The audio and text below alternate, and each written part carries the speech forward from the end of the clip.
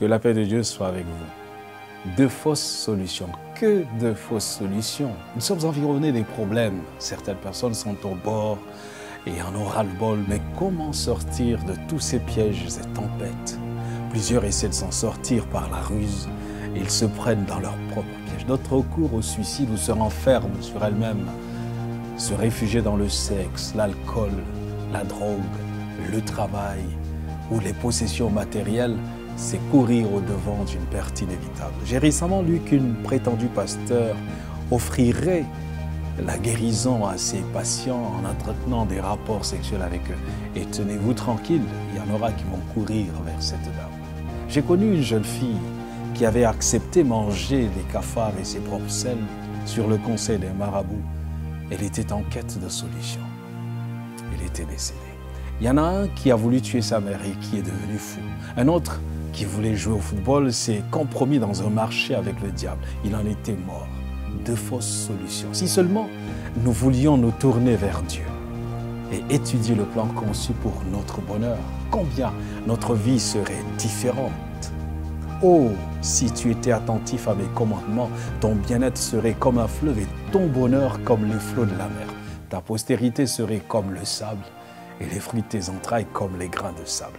Ton nom ne serait point effacé, anéanti devant moi. Ésaïe 48, versets 18 à 19. Ces appels pour un retour à la sagesse sont malheureusement ignorés. En se détournant de l'Évangile dans les derniers jours de notre histoire, les nations réalisent exactement la prophétie de 2 Timothée 4, versets 3 à 4. Car il viendra un temps où les hommes ne supporteront pas la saine doctrine, mais ayant la démangeaison d'entendre des choses agréables, ils se donneront une foule de docteurs selon leurs propres désirs, détourneront même l'oreille de la vérité et se tourneront vers des fables. C'est tristement vrai.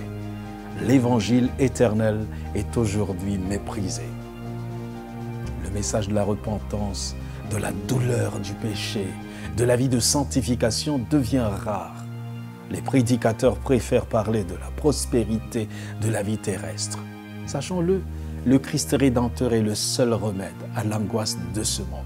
Quand les nations cherchent une porte de secours à la situation présente, Jésus dit « Je suis la porte ». En proie aux idéologies contradictoires, elles soupirent après la vérité. Jésus affirme « Je suis la vérité ». Elles veulent connaître le chemin qui conduit au bonheur. Jésus proclame « Je suis le chemin ».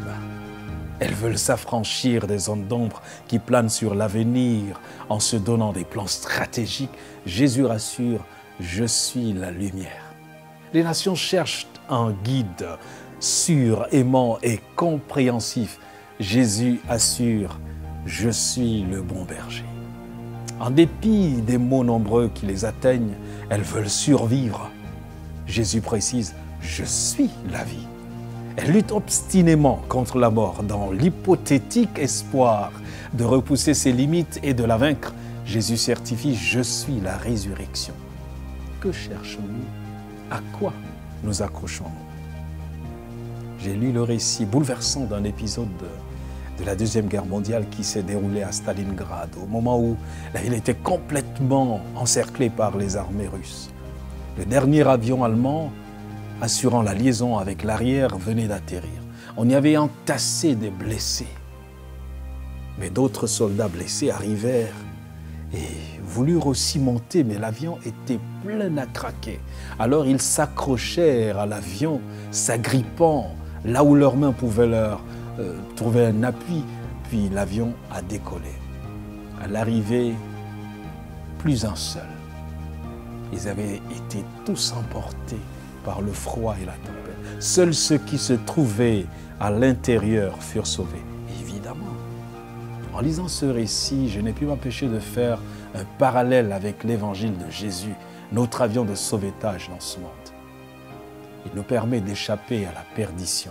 Il nous offre assez de place, mais hélas, tant de personnes ne sont pas encore à l'intérieur. Plusieurs se contentent de s'accrocher à l'extérieur de la carlingue. Elles vont à l'église quand il y a la fête. En réalité, elles sont restées dehors. Sans l'ombre d'un doute, ils seront emportés par la tempête. Jésus est le seul à qui nous pouvons faire confiance quand tout semble mal partir et mal aller. Acceptons nos défaites multiples, accrochons-nous à lui et présentons-lui notre foi. Et il fera le miracle. Que Dieu te bénisse.